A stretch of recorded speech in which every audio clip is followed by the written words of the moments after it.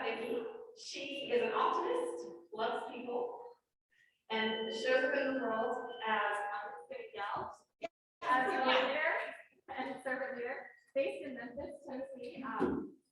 Vicki has devoted the past 30 years of her career to building capacity of organizations and individuals, inspiring community and business leaders to take action. She is known for her work in the specialty areas of leadership development, inclusion and diversity, equity, inclusion, anti-racism assessment, training and facilitation, board development, strategic planning, volunteer resource development, and effective communication. That is a lot of areas. That's great.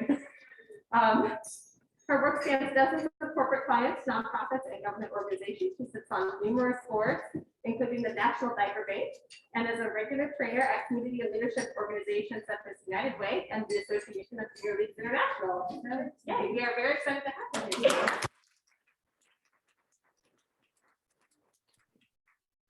Hello, Northwest Exchange. How is everybody? You have to talk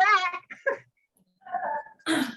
Thank you all so much for inviting us to be with you. I would like for my business partner, Chela Sanchez, who is very close to you all, to introduce herself and tell you her Junior League story. Hi, my name is Chela Sanchez. I am an Oregon native, so it's so fun to be at Northwest Exchange. I did my first Northwest Exchange probably nearly 15 years ago in Eugene, so shout out to Eugene. My home league is the Junior League of Jackson County. Eve, I hear you're out there, so shout out to Eve. Amazing that you guys, did you guys drive? Oh my God. Like, I have to say that having done Junior League, the road trips were always really fun, and just getting to know women and still have those women in my life has been amazing. So this is really an honor to be here, and even in a virtual space, and congratulations on all the work you guys are doing. Well, thank you. Thank you all for inviting me to do this. As many of you know, I'm slowly re-entering the world after having had cancer surgery in June. So this is really an honor for me to step back into reality, even though I'm not traveling again, but it really is an honor that you didn't forget me, and that I'm still out here, and I'm learning and I'm growing. So let's get started, if you will. I really appreciate all of you being there. I wish I was there. We do too. I miss all the hugs. That's what I miss, is all the hugs. Oh, no, sure. Oh, screen. Think about the idea of, I mean, just to, we've been so separated for so long, and some of us will be separated a lot longer, but the idea of the bridges, that's the whole thing. And so when you look at the next slide, when we talk about creating connections and building bridges, and this is a bridge from Olympia, the Rainbow Bridge, and the idea of what kind of connections, and as we rethink, what does it mean to build a bridge? And it's not just a real bridge. We're talking about different kinds of life bridges. And let's go to the next slide and take a look at this whole idea of life's journey. Life is a journey.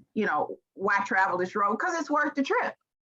But it is a journey, and it usually doesn't go like we thought it would. I think if we all think back to when we were 16, 17, maybe even 20, maybe even 30, I don't know, whatever. This is it's not the way I had thought it was going to be. And it's a different journey for everybody, but it is worth it. And specifically, if we are able to connect. When we talk about connecting, I know often in league and organizations like league, we talk about, connecting with like-minded women. I think sometimes we need to connect with people who are on a different journey from us. And we need to connect with people who may not be as like-minded as us. Because I think where we have come to because of COVID and, just the way the world has gone is we're pretty disconnected right now in physically. And when we think about disconnection, look at the next slide. This is what it feels. I don't know if you're feeling like this, but I know I've been feeling like this idea of being disconnected. And you're physically disconnected. Sometimes we're emotionally disconnected. We're just, it's like, who am I connected to? And since our lives changed so much a couple of years ago, and they have actually talked about disconnection as trauma. That over time, when we are disconnected continuously and we don't connect, we're traumatized. And the one thing about, being in the junior league is you don't need to be by yourself. It's called league, meaning in league, not in the league, but being in league with other women. And we're going to talk about that. So don't feel bad if you're feeling disconnected, but we're going to all work on how do we reconnect. And it will be in different ways than we reconnected prior to. But if you're feeling strange, unhappy, whatever, scared, that's just normal. So when we talk about connection, there's a personal connection. How do we connect with ourselves? It's a choice. It's personal. We have to be honest and we have to be accountable. And we have to want to connect with others, and we have to want to connect with ourselves in a different way. But it is definitely a choice.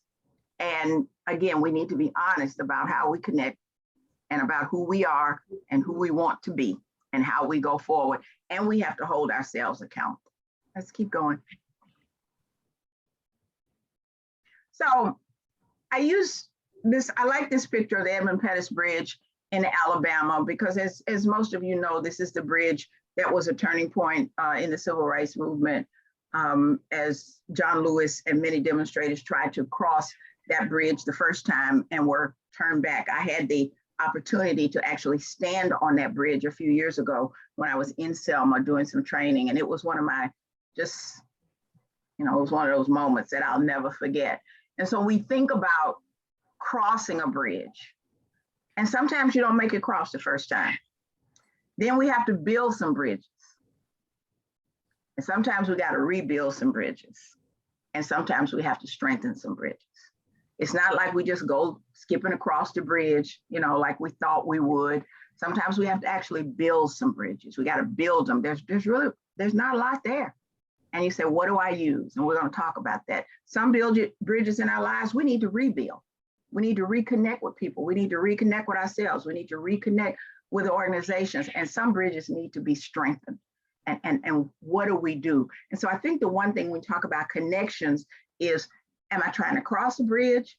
Do I need to build a bridge? Should I work on rebuilding a bridge? Or do I need to strengthen a bridge? Or I'd say this, is there another way to get there? There may be another way to get there.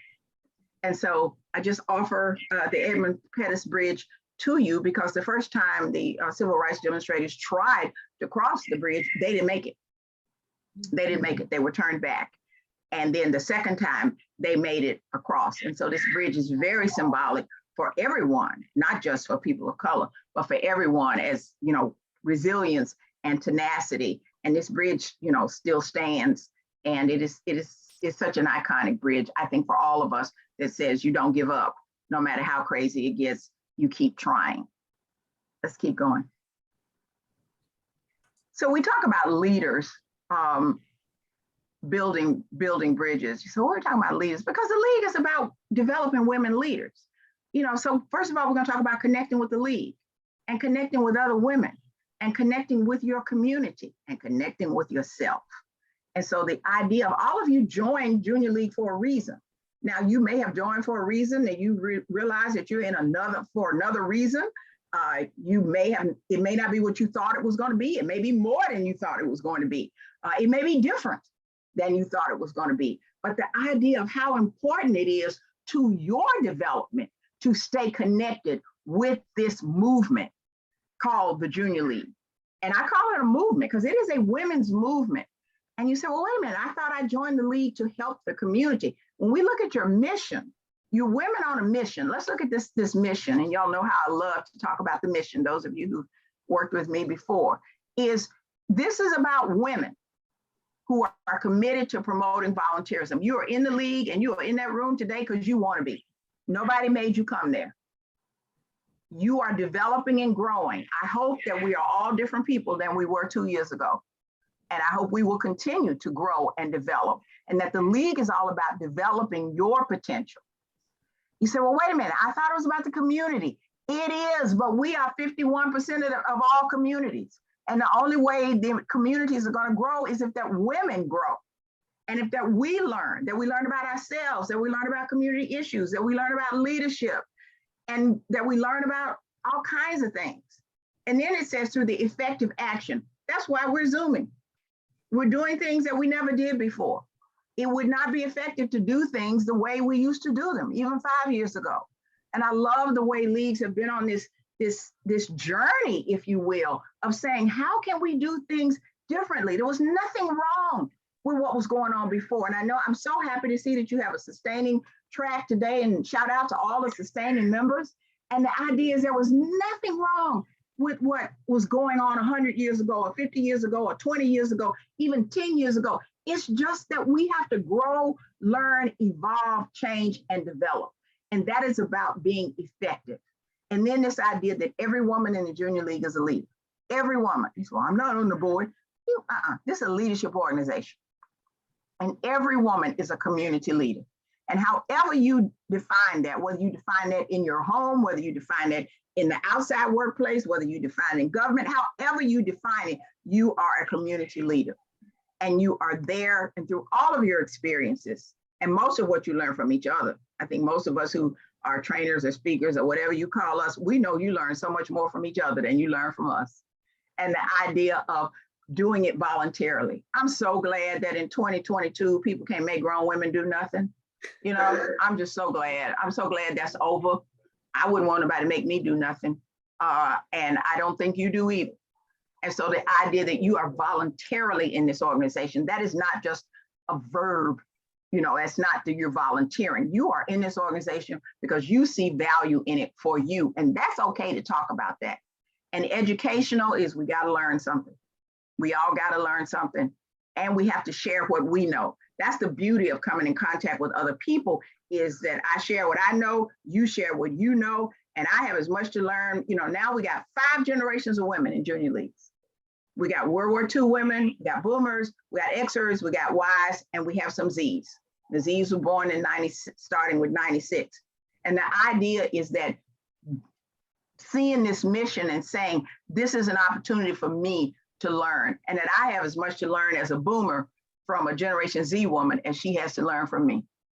So I don't approach this when I've been on the planet longer than you and I know more. I got so much to learn from younger women, but we're all in there learning, you know, from each other and with each other. And then charitable, and we'll talk about charitable.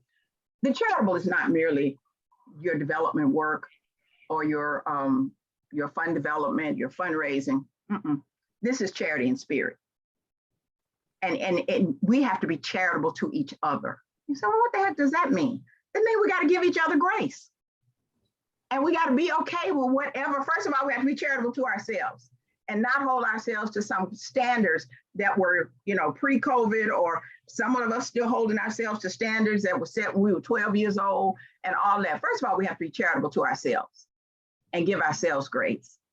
Next of all, we have to be charitable to other women. That's called empathy. And I don't know how you build charity outside of an organization in your external community if we don't have it inside our internal community. So everybody just needs to breathe, and we need to give ourselves some charity and grace, and we need to also give it to other women. So this idea of women on a mission, and when you're on this mission, which is a journey, you're gonna cross a lot of bridges. Some of them you didn't even see coming. Some of them you didn't even know were there. I know I have. So let's keep going. You know, we're coming up on Women's History Month, which is like my favorite month other than my birthday month. My birthday month is not so favorite anymore as I get older. So Women's History Month is really my favorite month, and it's in March. And the idea that all those 100 years ago, Harry Beecher Stowe, who wrote Uncle Tom's Cabin, said women are the real architects of society. Now, being pro-woman does not mean being anti-man. So we need to just get over that. It does not mean that, you know, I'm pro-woman. That doesn't mean that I'm anti-man. It's just that we need to understand the power that we have as women. And, you know, the role of women in the development of society is of utmost importance. I love this. It's the only thing that determines whether society is strong and harmonious or otherwise. Women are the backbone of society. And for a long time, we weren't taught that.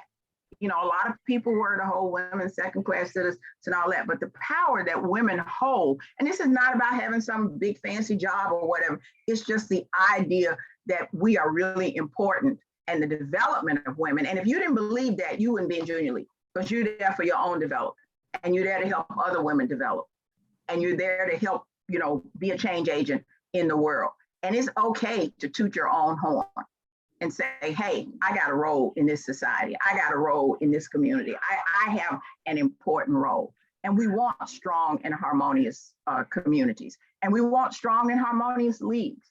And so it's okay to feel that power. Let's keep going. So how do we do this? Well, the first thing is we got to connect with other women. And empowered women, this is one of my favorite quotes, encourage, support, uplift, and celebrate each other. Disempowered women judge, shame, snub, and threaten each other. We all talk about mean girls. Where do you think mean girls learn how to be mean girls? From listening to mean women. When we talk about what's she wearing, I can't believe look at her hair, all that kind of stuff. We train them to do that. You say, oh, it's the internet. Well, okay, a little bit, but how do we treat each other? And how do we treat women who are very different than us?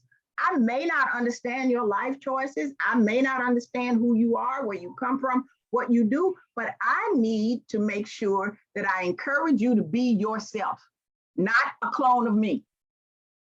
And that if you are radically different from me, that is okay. And I support your right to be who you choose to be. That is very difficult for a lot of us. It is very difficult because, if the world was if everybody in the world was like me, everybody be left-handed, everybody have crazy curly hair, everybody wear flat shoes, there wouldn't be any steps. It'd be a whole different world. But that's not what the world is about, and it shouldn't be. And so the idea is that I need to support and uplift women who are very different from me, and I need to allow myself an opportunity to get to know them without judging them.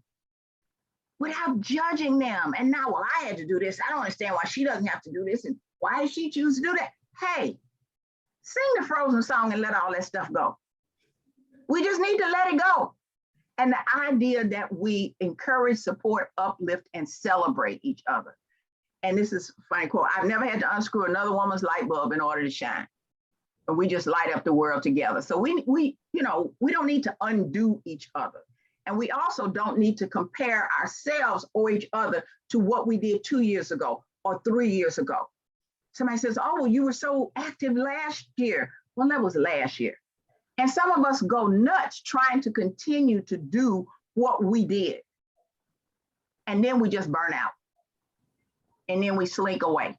And we see people in the league and Target, and we run around the corner and hide because we're shamed.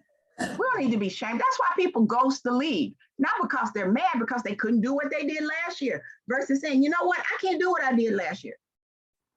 And I'm not telling you what I read, I'm telling you what I know. 8 months ago, 9 months ago, my world stopped. It stopped. This is a person who was traveling, this is before COVID, I was traveling 300 days a year, and then even after COVID, I was, Zooming 15 hours a day and all this. And about 10 months ago with a diagnosis, my world stopped. And I had to let the two boards that I was on, I said, you know what? I need to take a leave of absence or I need to resign. You all need to tell me what to do. And to be, and it was like, oh my gosh. And I'm gonna be honest with you, I'm a human being. I'm like, what are people gonna think about me? Are they ever gonna call me back? Am I going to become obsolete? All of this stuff that goes through our heads when we hit a snag and when we can't cross a bridge. And then when we have to disconnect, because I really had to disconnect in order to take care of myself. And many of you who follow me on social media, I was like, no, I really gotta refocus. But the thing that I had, which is so wonderful, and which I hope you have, is so many women supporting and sending wonderful messages and notes and cards. And it was just wonderful. And I was just like, oh my gosh, people really do care. And if they care, that keeps me from being so scared. And if there's anyone who's like, well, okay, I don't know what she's gonna do and all that kind of stuff, that's fine. But I think we can light up the world together. And I wanna keep sharing the light that so many of you have shown me with other people. And I think that is really important. And, if we have been, and I don't think people do it, I take the high road. People don't shame, snub, and judge each other on purpose. It happens because we see the world from our own worldview. And I think when we make connections, we have to show that it's not all about my world. So we really have to connect, and you don't need to do it by yourself. That's why you're in league.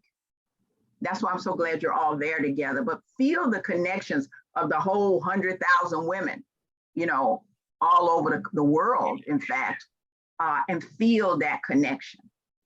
Let's keep going. Let's talk about this community connections. You know, this idea of charity, when we talk about the work that leads to in community, and the whole nonprofit sector was designed on a charity mentality, if you would. I think we've learned and we've grown, and we understand that it's not, I feel sorry for you, or I'm gonna do something for you because you really messed up your life, because if you hadn't messed up your life, you'd be living a life like me, or I'm gonna do something for you, I'm gonna do something to you or for you, but that people deserve food, clean water, basic needs, and education, respect. That's justice. You say, well, wait a minute. What is it that we're going to do different in our league, in our community impact work? You're not. You're going to just do it with a different mindset. You're not trying to fix anybody. What you're trying to do is ensure that people have justice. And so a lot of the social and system that need to be changed, and you know that, people are going to always need the basic things. But also we get into changing some of those systems. And you all have changed so many of the systems, individual leagues and the whole, you know, the whole network, in saying, let's look at literacy. Let's look at human trafficking. Let's look at food deserts. Let's look, you know, what's the root cause of it, rather than we're just going to do things for people. So you change the way you connect with the community. And community, there is only one community. I'm sorry, there is not the community of the haves and the have-nots. We're all in the same community. And the idea, when you approach your community impact work, you approach it from a let's do it together. And you respect those who you are working with by saying, how can we partner with you? Not how can we help you? How do we partner together to make a difference and to make sure that there is justice? How do you partner with companies and businesses? Years ago, women's organizations used to partner with them like, oh, help us, help us. You know, when I worked in nonprofits in Houston, you know, it was all about the big oil companies, and we would do anything they said. You know, we didn't see ourselves as partners. We saw ourselves as subservient to them because we felt like that they had all the power. And they had a lot of money, but they didn't know anything about social change. And we didn't feel that at that point. And so the idea of partnering with your corporate, small business, large business partners in a different way, to say, look, here's what we bring to the table. I'm not talking about being arrogant. I'm just talking about understanding who you are and what you bring. Is here's what we bring and what can we do together? And then you partner with your government partner. You say, what do you mean government? Schools are government, libraries are government, you know, local government, county government. You partner with them in a way to say, this is what we contribute to this community. And I'm not just talking about the money. Here is who we are. Here is what we do. We're not just merely the women who help. We are involved in transformation. And so often a lot of this connections that we're talking about in this bridge crossing is not just about learning, it's about unlearning. There's some things we have to unlearn. That's what true transformation is. I've had to unlearn. I had to unlearn a lot in the last year. And so the idea is ask yourself, not you gotta know what do I need to learn, but what do I need to unlearn? Because there's some stuff that we do need to let go. So this idea of approaching your community impact work, or the way you work in community and with community, from a justice mentality, not a charity mentality. So let's keep going.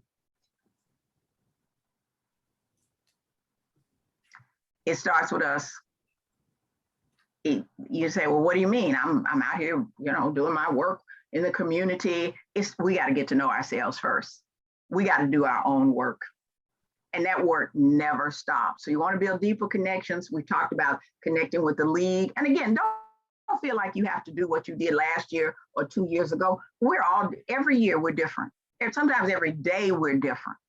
And we have to be okay with being who we are at this point in time.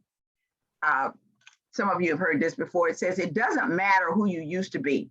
What matters is who you decide to be today.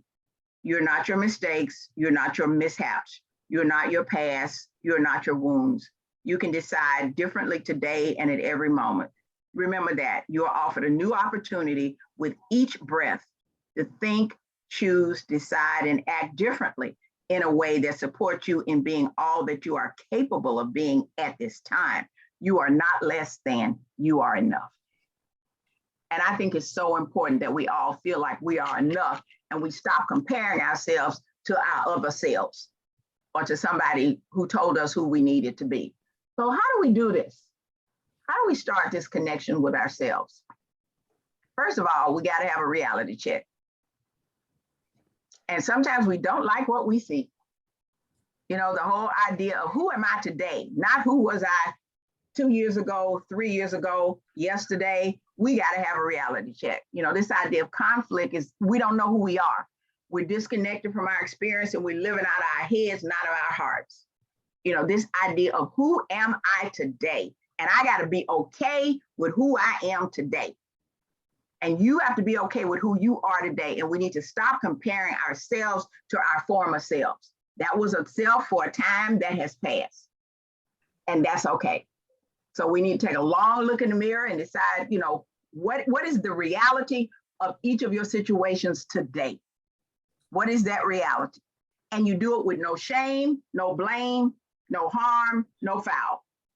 It just is what it is. It's the reality of what it is now. And that can be very, very tough to do. Again, I'm not telling you what I read. I've been doing this in the past few months, you know, and being able to say, I'm okay that I can't travel right now. And I don't know when I'll be able to travel. Don't know. And I got to be okay with that rather than, oh my gosh, I'm never going to get out there again. It's very difficult. Reality check. I got a whole bunch of shoes in there I'm never going to wear again. I become the queen of Skechers. I don't know why I'm going to get rid of most of those shoes, you know, give them to the Goodwill, and I'm going to be, maybe they'll put me in a Skechers commercial. I don't know, but I'm going to be the queen of Skechers because they work for me, it keeps me stable, all of that. The reality check is some of those shoes in there, I can't wear anymore, and that's okay. Yeah, I sat around and looked at a couple of them going, that was when I did this, and this was when I was dancing. It was like, get out of your head. Get out of your head. Go put your Skechers on. Get your cane and take a walk. And that's, you know, what I'm doing. So I'm getting rid of a bunch of shoes. You said, why is she talking about shoes? Because so much when we look at things, it reminds us of who we were. And then we start comparing ourselves to that person. And then we think, well, I'm not enough now and all that. Let's just do a reality check. Just reality check as we're trying to cross these bridges called life and our relationships with people and the way we interact with other people. And sometimes we're not available to people. I'm a person who has always tried to be available to everybody. You know, that will wear you the heck out. That will destroy you. So sometimes when my sons call, I just let it go to voicemail. You know, I used to think they're grown men, for God's sake. I used to think, oh, that makes me a bad mom. No, I'm just learning how to take care of myself. And as long as they haven't been hit by a car and all that kind of stuff, I'm okay with that. But sometimes you are just not available. If you got little bitty kids, that's a whole different situation. But I think as we mature and as those around us mature, and, you know, as the few decisions that we do have about our relationships with others, we kind of need to put ourselves first. I'm not talking about being selfish. And this is so anti-me. This is so anti-me. But it is where I think I need to be right now as I cross this bridge in my life. Let's keep going. So when you do this reality check, you got to really talk to yourself. You got to really have these tough conversations with yourself. And it's very difficult to admit that you're not who you were for some of us. But it's also the idea of saying, so how do I move forward? not just harping on what I don't have or what I can't do anymore, but how do I move forward? And what kind of work do I need to do? The world is not going to bend to my, it's not going to bend to my will. The other thing is you can't pour from an empty cup. You can't give what you don't have. And that means sometimes cutting back on some of the way we extend ourselves. And when you see other women doing that, I think we need to support them. Not, well, last year you showed up at everything. I've only seen you at 2 things. That's very shady. Versus, I know that you're tired. I know you got a lot going on, and we'll see you when we see you. Wow. Just lifting her up because she already feels kind of funny because she can't do what she did, but whatever she's doing is enough. So we need to have tough conversations with ourselves. And sometimes we need to have tough conversations with other women to help them to preserve themselves. And people have had tough conversations with me. And I appreciate that. I really do appreciate that. I didn't appreciate it at the time. I'll be honest. I didn't want to hear it, but I hear it, and I know when you know that people have your best interest at heart, that's when those tough conversations. And you have to have tough conversations with other people when you change. Because when you decide to transform, people expect us to be the same as we were. And then when we make this transformation, they're like, well, what happened? Why isn't she there? Because I'm making a transformation. And it's not about you. It's really about me preserving myself. Let me tell you something. If people care about you, if they have your best interest at heart, if they love you, they want you to be the best that you can be. They don't want you to be broke, burnt out, tired, and flat. And so the idea of having tough conversations with yourself, having tough conversations with people around you, having tough conversations with other women to help lift them up and to affirm their transformation. It's all about talking with each other and staying in touch with each other and telling people it's okay and telling ourselves it's okay. The next thing about these tough conversations is we need to be honest. We just need to be honest, and we need to stop pretending. There's something called imposter syndrome. And I had imposter syndrome for many, many, many, many years. I was like, I don't deserve this. Everybody's smarter than me. Especially when I was working in Washington, D.C. Oh my gosh, some people had me on a trip. No, I had myself on a trip because I felt like that, I was, I needed to be something that I wasn't. But I will tell you this, for many years in my life, not by my parents or anybody, because I was an only child, so they just kind of thought I was great. But the idea that the world was telling me that the way I showed up in the world wasn't gonna work. I was told in my first job, you need to do something with that Southern accent. Because when people hear a Southern accent, they take your IQ down 20 points. Okay, do some Southern accent. You might want to do something with that hair. All that kind of curly, fuzzy hair. I can't tell you how long I slept. I know I got dents in my head from sleeping in those metal rollers, trying to straighten his hair out. And then sleep, some of you remember hot curlers and all that. What did I do all that for? Because somebody said that my hair would keep me from being a professional. Then they said, you might want to not act too black. I never understood what that meant. They were coaching me. This was what I was told in my first job. It was the 70s. And I had entered into a world that hadn't seen people who looked like me. And they were coaching me as to how to be a successful professional. I didn't know what that meant. Then they said, don't wear light colors and florals because, people will think you're too girly. And, then they won't think of you as a professional because they were defining professional as male. I guess as male, white, and straight hair and northern. When you take away all the things they were telling me that I couldn't be, then they said to me, don't put any pictures of your family up because people will think you on the mommy track or that you on the woman track. Who was I supposed to be? Casper? I couldn't be a woman. I couldn't be black. I couldn't have crazy curly hair. I couldn't be from the South. I couldn't be a dedicated to my family. So I'm walking around with what's called imposter syndrome. I don't deserve to be here because I don't fit in. I have to be something that I'm not. We just need to face it and we need to stop pretending and we need to be in places that accept us for who we are. I love this, the millennials and the Zs. when they go for an interview, whether it's for an organization or for a job or for a school, they interview them. They say, tell me about your values. Here's what I value. How do your values, X company, line up with mine? Or how do your values, X organization, line up with mine? Not, please let me in, please let me in. I'll change myself. That's where we were as boomers, because we were, some of us, the first women to go into places that women had never been. And then when you add being a woman of color, and so the idea was this imposter syndrome. And so we need to be honest with ourselves about who we are. And sometimes it's not a good fit. And if it's going to destroy you or undermine who you are, we need to walk. You don't have to do it crazily, but you need plan B and plan C. Not, I remember I was like, this is the best job I could ever have in my life. I was so wrong. I was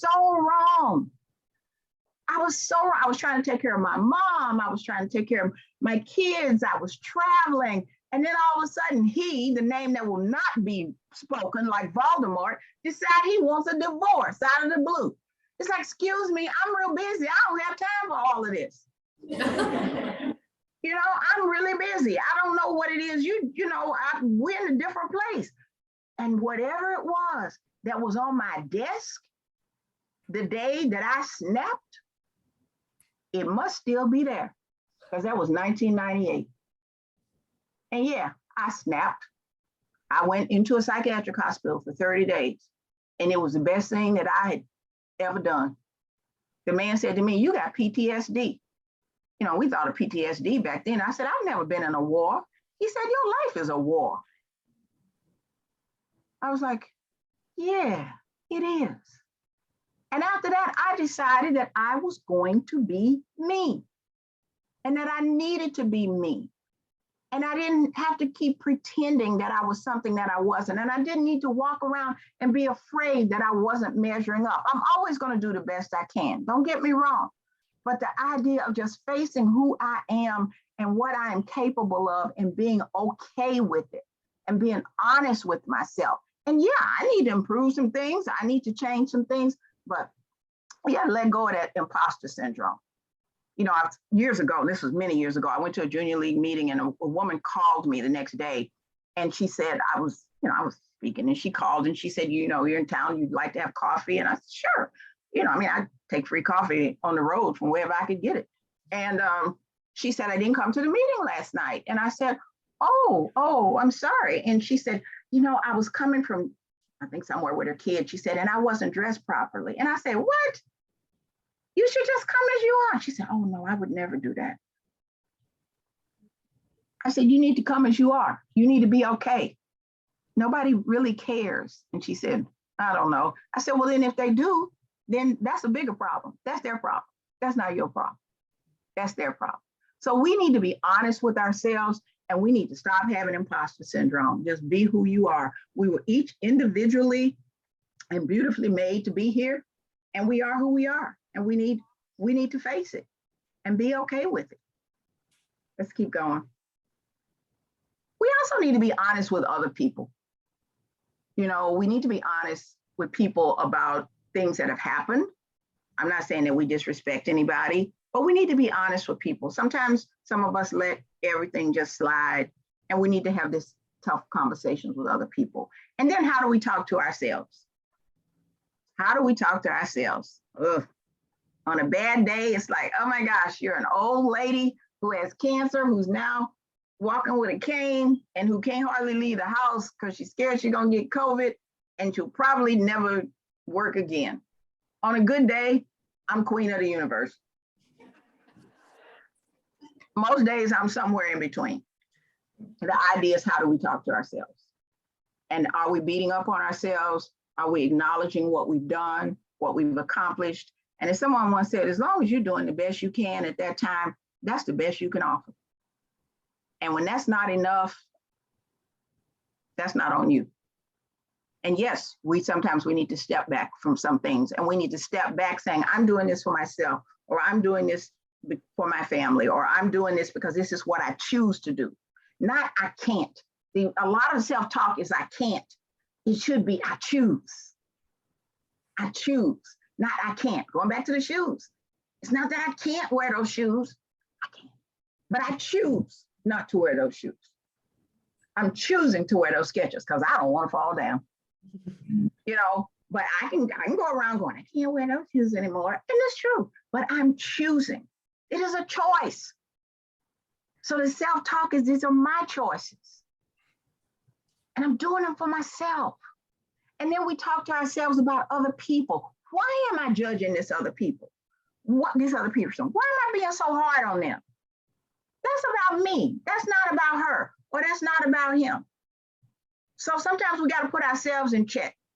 The way we communicate with each other and the way we hold people to standards. I was watching some talk show. I watch a lot of daytime TV now. And this woman, I think she and her husband are lawyers, and they have 3 kids, and one is in college now, and he's taking dance.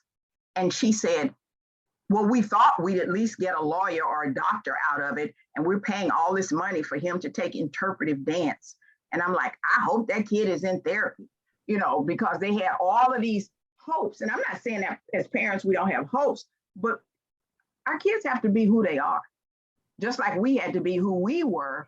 And our parents may have had, you know, ideas of what they thought we were going to be. So the idea about how do we talk to ourselves about our relationship with other people. You say, but I only want the best for them. Of course we do. But everybody got to walk their own path. Everybody got to cross their own bridges.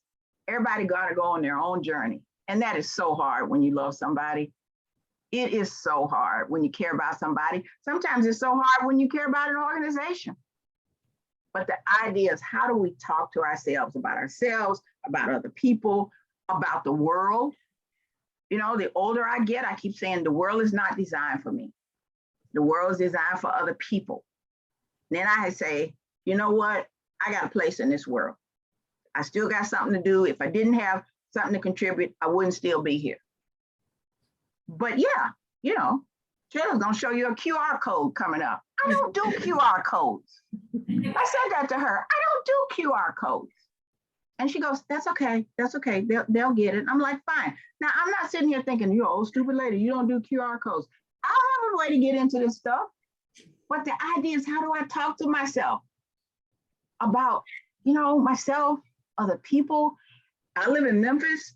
I moved back here about 20 years ago after having been gone for many, many years, left when I was in high school. This community is not the same as it was. And I have to be okay with that. And I have to say, well, you know, what can I do? What can I do? I made the choice to come back here, and I live in the house I grew up in. And rather, you know, people are like, oh, aren't you going to move to the suburbs? I'm like, no, I'm not. I'm going, oh, you're going to move back in the city? Yeah. I got a house that's paid for, and it's got good vibes in it. And I think some birthday candles are still in one of the drawers from when I was 10. So I feel very comfortable here, you know, versus this people. When I lived in the burbs in Houston when I raised my kids, the idea of, oh, poor me, I live in the city. You know, what am I contributing? And how do I resolve, you know, all these issues that people throw this stuff at us? They don't mean any harm. Well, some of them don't. But you'll know the difference. Let's look at the next one. Gotta let it go. There's a lot of stuff that we need to let go. You know, as I was telling you, 1998 was the year that was for me. And I remember thinking, okay, so I'm not a wife anymore. My mom passed away. I'm not a daughter anymore. Okay. Then I lost the job that I thought was the best job in the world. So I don't have that big, important job anymore. So who am I? And I had to release a lot of that because I had myself caught up in all those titles and those personas. And so you just have to release some of that. And sometimes it means releasing some people. And that can be hard. But somebody told me once that there's something on the other side of through, and that you just got to go through it. You just got to cross that bridge. And then we release part of the past. Okay, so somebody's mom and dad want them to be a brain surgeon. So you're not a brain surgeon. You know, we have to release that. It doesn't mean that we disrespect our parents. but we have to release some of our past, and we have to face some of our past. Like, you know what, I really goofed that up. And if I could do it over again, I would do it differently. But I'm going to release some of that guilt. I'm going to release a lot of that blame. And I'm going to live, the past is gone. The future hadn't come yet. And all we really have is right now. But we have to be willing to release the past. Let's keep going. We have to forgive ourselves. And we have to forgive other people. And somebody said that unforgiveness and not forgiving people is like drinking poison and expecting somebody else to die. And we have to forgive ourselves, and we need to forgive other people. And we need to forgive organizations. Sometimes they do things we like, sometimes they do things we don't. But we really need to practice forgiveness. And I mean true forgiveness. And not this, okay, I'm sorry and I forgive you. And I'm still like, No, we really need to forgive people. The first person of people we need to forgive is ourselves. And that's once we learn how to forgive ourselves, it's so much easier to forgive other people. When I think about, people who come through my life, I've forgiven him. I've forgiven a whole bunch of people, not for them, but for me, because that's the kind of person that I want to be. That's who I want to be. And so the idea of forgiving, just forgiveness, and it starts with, forgiving ourselves. Oh my gosh, I missed that opportunity. I made that wrong decision. Anybody who has not made a wrong decision or has not missed an opportunity is not human. You're a droid. And a lot of those bridges that we crossed that didn't feel so good and that led us into places that we didn't think we were supposed to go were to teach us a lesson. Tough lessons, hard lessons, but we really need to practice forgiveness. The next thing we have to practice is compassion. Wow. Again, I don't understand what you're doing. I may not even agree with it, but I am compassionate and I extend myself to you. We can't just extend ourselves to people who are like us.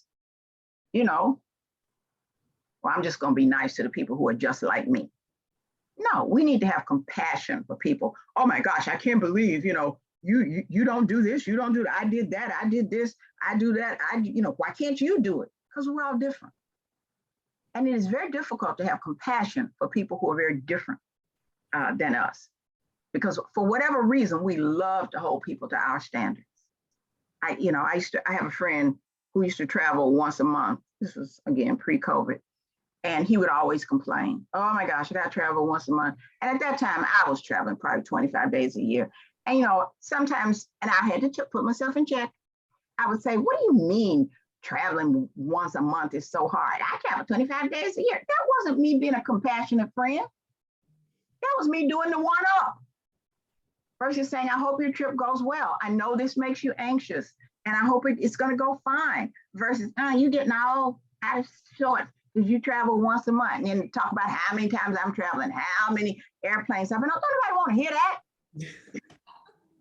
People don't want to hear that. That's just playing one up. You got to be compassionate to wherever people are and accept them for where they are and encourage them from wherever they start. And then again, show compassion to ourselves. As long as you're doing the best you can. That really is. I turned into one of those people who go to sleep right after Lester Hope goes off. I'm asleep. And I used to think years ago, oh my gosh, who are these old people who go to sleep at 6:30 at night?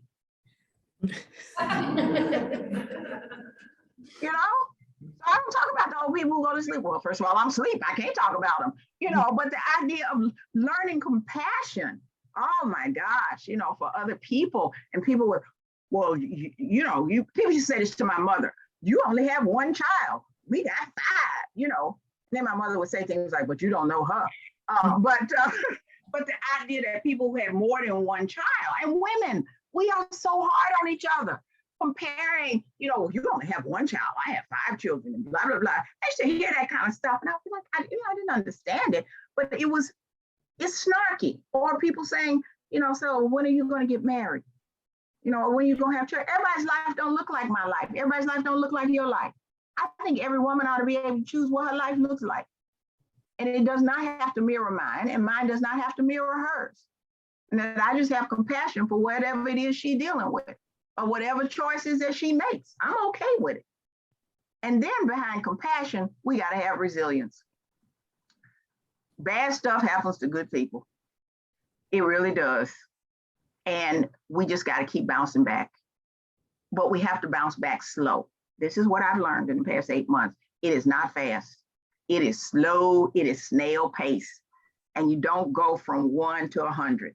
Maybe you go from 1 to 2 or 1 to 1.5. And that's okay. But the idea of resilience. And the other thing that we can do is help other people to have resilience, is to help to lift them when they can't break through that concrete. That's resilience. It's coming back. And it doesn't mean coming back the same way we were. It just means trying to come back and to realize maybe I'm a different person. Maybe this is a different situation, but I am not done yet. I am not done yet. I may do some things different. I may be a different person. I may be in a different place, but I am not done yet. And then helping somebody else, because everybody doesn't have resilience. Everybody doesn't have it. And we have to lift each other up when people fall down. That's what we're here for. I hate to admit this, we're herd animals. We were meant to be together. We were meant to live in community. I'm not talking about the geography, but with each other. And especially women. You know, I'm told that years ago, many years ago, women had cooking circles and sewing circles and, going back to cave times. And that was how they bonded. Well, we don't bond like that anymore. We bond through groups like League, and we bond through other groups, and we bond. And so the idea of one woman lifting another person up, and some of you have heard me say that, in the tribes thousands of years ago, if one woman had milk, all the babies were fed. Now in Junior League, ain't nobody gonna ask you to nurse their baby, so don't get afraid. It's okay, you're not going there. But the idea was, if somebody couldn't do, somebody else stepped in. And then when that person couldn't do, another person stepped in. It's resilience. Not, oh, we're done with her. She hit the skids. We're done with her. So bad, so sad. Or I'm done with me. I'm not who I used to be. I can't be who I am, so I guess I'm nothing. We just need to be whoever the new us is. And it's okay to be the new you. You're gonna be many people. Again, I'm much older than I've ever been, hint, hint. And the idea is we're gonna cross a lot of bridges, and we're gonna make a lot of connections, and we're gonna make some disconnections. But the idea is, how do we keep coming back? And what does that look like? And it doesn't look like it's where you came from. That's been the hardest part for me. Then the next thing is we need to put time and attention on ourselves. Nobody told boomer women that. If there's other boomer women in the room, you know that. They didn't tell us to put time on ourselves. They didn't tell us that we needed naps. They didn't tell us that we needed to exercise. They told us to take care of everybody, take care of our families. And then they told us to get these jobs. And then they told us to take care of our kids. And they told us to be active in our community, in our faith community. Nobody ever said, honey, you just need to lay down. You need a nap. That's why, like I said, I love the Xers and the Ys and the Zs who are saying, I'm gonna take a nap. When the church ladies used to call my mom, she'd be on the couch watching television. My mom was a smoker, because, smoking a cigarette, and church ladies would call, oh, Miss Floyd, what are you doing? I'm sitting here, I'm making plans for the next church lady meeting. I'll be like,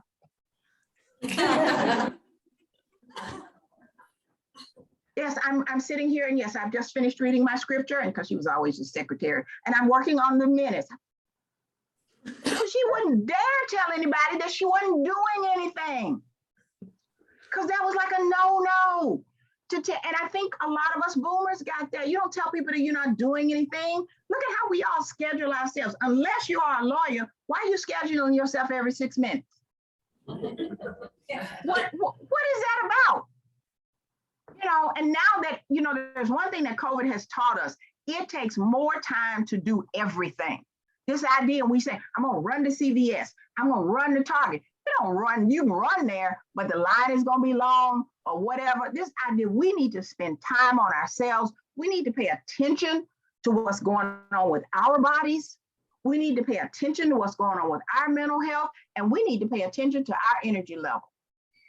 Because all of that has value, and we deserve the same time and attention that we have just spread around to other people. And again, it took me forever. If you ask me now, what do you do most days? I like Dr. Phil. I kind of like, I do my little exercises. I take a little walk. I love old TV, that kind of thing. I'm not ashamed to say that. 5 years ago, I would have been ashamed. I'm reading some scholarly things on servant leadership, and then I'm going to do it. Please. I got to go. Jeopardy is coming on. Got to go. Got to see if that woman is going to win again. I'll talk to you later. And I'm fine with that. And if you're not, then that's on you. And so the idea of taking time for ourselves, paying attention to ourselves, most of us will take other people to the doctor and we will not do ourselves. We need to go to the doctor. I remember when my kids were young, in fact, when they would be sick, I would say, if I wouldn't say that I was sick, I would say they were sick, not that I was sick. All them head games you play, because it was just like, I couldn't be sick. The idea, And then what about our energy level? We push so much past our energy level and we are destroying ourselves. And again, anybody or any organization that really cares about us, they don't want us to destroy ourselves. They want us to be all that we can be. That's why you need to tap people on the shoulder and say, you need to slow down, honey. Because I care about you. I care about you. The 2 boards that I'm on, they said, come back when you feel like it. I was like, really? They said, and if you don't think you can come back, it's okay too. We appreciate what you've done. You know how that made me feel? Because I thought, oh my gosh, I'm going to, drop the 2 things that I'm doing, but I knew that I needed to do it. But when they said it, I was like, wow. And I have a decision to make in the next couple of months as to what I'm going to do. And I haven't made that decision yet, but I'm comfortable that whatever I do, it has to be the best that's for me. It doesn't mean I won't support those organizations. It doesn't mean I won't still care about them, but I really have to do what's best for me. And again, the energy level, why would I stay up till 11 o'clock just so that I could prove to myself that I'm not an old lady who goes to bed at 6:30? That's head games. That's that head games. So put time on yourself. Gosh, I wish I had understood, exercise and the value of all of that. I grew up in a time when all girls did was skate and ride bicycles. So we didn't do a lot of exercising and those types of things. I took water aerobics for a while when I was a young woman. That's because I thought I was cute, but that was, and I like to swim, but that was what that was about. But the idea of spending time on our bodies, and now I'm trying to eat more healthy and all this kind of stuff. You're like, honey, you 70 years too late. It's never too late. It's never too late to start over. And whatever you're feeling has value. And whatever you pay attention to is valid. And so we deserve time and attention that we give to others. Let's keep going. So the kind of the end of this is there's only a journey. You never get there. You never get there. I can't, if I could tell you, and I've told you some of all the things that I have learned in the past less than a year, oh my gosh. It is unbelievable everything that I have learned about me, about the world, about health, about how I viewed myself, about my own value systems, about how I deal with loss. I just lost my very best friend from the age of 13. We were like sisters, we were only children. And believe it or not, she rescued me from a bully when I was 13. I know y'all think I'm like big and bad. I ain't never been big and bad. I've always been big, but I ain't never been bad. And I went to this new school in 7th grade, and this girl backed me up against the lockers and said, nobody wants you at this school. Nobody wants you here. You came from that project school, because I went to a grade school that was near the housing projects in Memphis because my mom worked there and we used to live there. So I ain't shying with that. You need to go back. I'm gonna make your life miserable at this school. And I was this tall and I was backed up against the lockers, and this little bitty person walked up. She's about 4'9". And she walks up and she says to this other girl, why are you bothering that girl? And she goes, because she doesn't belong here. See, Mean Girls didn't just start, just go way back. And she said, she don't belong here. She came from that project school. And this little 4'9" person said to her, you don't run this school. You need to leave people alone. So the bully girl slunk away. I'm still plastered up against the lockers. And I'm crying now. And this little person looks up at me and she says, why are you crying? And I said, because she hurt my feelings. And she said, wipe your face and come with me. And we walked together through this life and crossed these bridges until 2 weeks ago when she passed away. And I still feel her. I still feel her presence. I still hear her words. And I know that she is still on this journey with me. So the idea of loss and the idea of fear, oh yeah, when you get diagnosed with any kind of illness, it's scary. I don't care how much you read about it and how much you know about it, it is scary. And the idea of, I'm saying now, this journey now, I got to figure out, and I don't know what you got to figure out. Each one of you got to figure out something. What I'm trying to figure out is how to live life with cancer and without Carol. And I'm working on it. I don't have the answer, but I'm still on the journey. Would I have chosen any of those bridges to cross? No. So I'm still on this journey. And I encourage you to stay on whatever your journey is. And the journeys change, the trips change, the bridges change. Some bridges you got to back up over. But stay connected. Be honest with yourself. Let that imposter syndrome go. And please empty, know that if your cup is empty, fill it up and fill up somebody else's cup. And just stay on the journey. So I want to thank you guys for being part of my new journey and letting me be part of it. It means a lot. You have no idea. This is really an important time for me. So as I said to you, see, this is the QR code. I would know what to do with it. And I say that unashamedly. March 8th, we are going to do a celebration of women who have made a difference. And it's not just me. I want all kinds of women to come on, talk about, I'm not going to do very little talking. You're like, yeah, right. But talk about women who have lifted you up and who have made you feel good. So March 8th is International Women's Day. And we're just going to have a good time and talk about women who have lifted us up and share their lives and maybe share some of the things that they have taught us and what we've learned. So I encourage you all to join us on that day. Again, that's going to be my first time out of the box going public again. So I need you. So we're going to have a good time. We're really going to have a good time. And so thank you all. I hope that the rest of your conference goes well.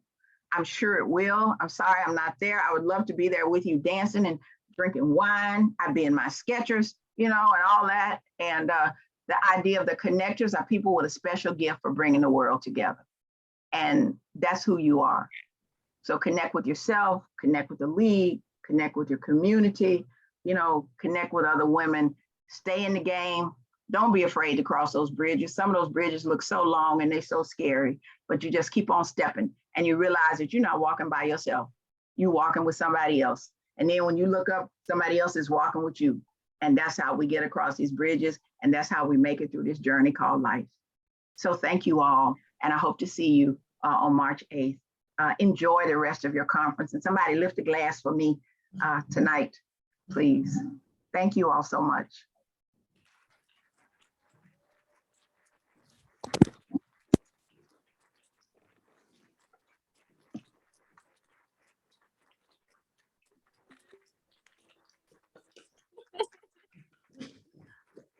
That's so cool.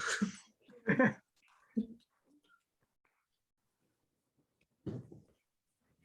you. Thank you, guys. Bye-bye. Take care. Enjoy the rest of the conference. Thank you.